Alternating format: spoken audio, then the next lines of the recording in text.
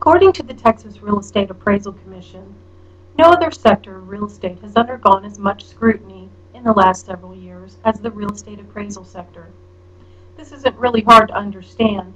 All we need to do is look at the recent $900 billion bailout of big banks, which was really centered around bad lending practices, and those were really centered around some questionable appraisal techniques along with other less than scrupulous activities of those industries or institutions.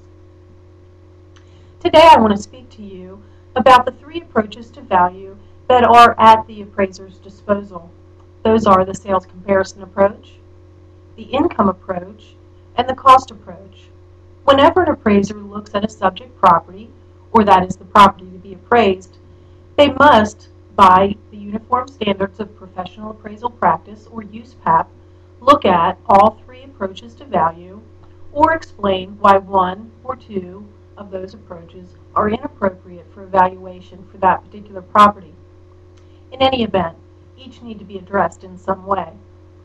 The first approach that I want to speak to you about is used primarily for residential purposes, and that is the sales comparison approach. In this approach, the appraiser actually looks at what sales have occurred in the subject's market area, and they look at the specifics of the subject property as to size of lot, size of house, bedrooms, baths, and the amenities, and they compare that to properties similar that have sold within the last 6 months preferably, but within the last year is acceptable. The next approach is the income approach, and that, as it sounds, is used for income properties. Maybe they're residential homes that are leased out for rent, condominiums, or businesses. In this approach, the appraiser looks at what is the income that could be produced by that property, and they use a gross rent multiplier to define how that would equate to the property value.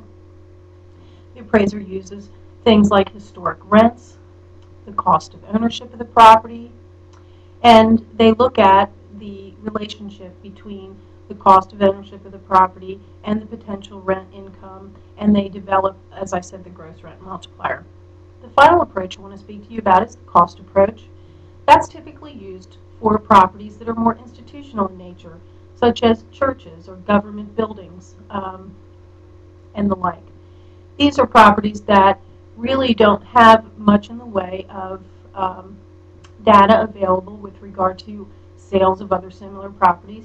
They tend not to sell very frequently, and so the appraiser looks at what would it cost to reconstitute that structure on that site. So they break down the component parts of the structure, and they use publications such as the Marshall and Swift cost estimator. That cost estimator is updated typically quarterly to account for changes in the market. They break down the component parts, apply the cost to them, and then depreciate the value based on the condition of the property, and then add back in the land to arrive at a final cost value. So I hope that today's discussion allowed you to get a little bit of an insight into the basic techniques an appraiser uses to develop the value of a property. Thank you.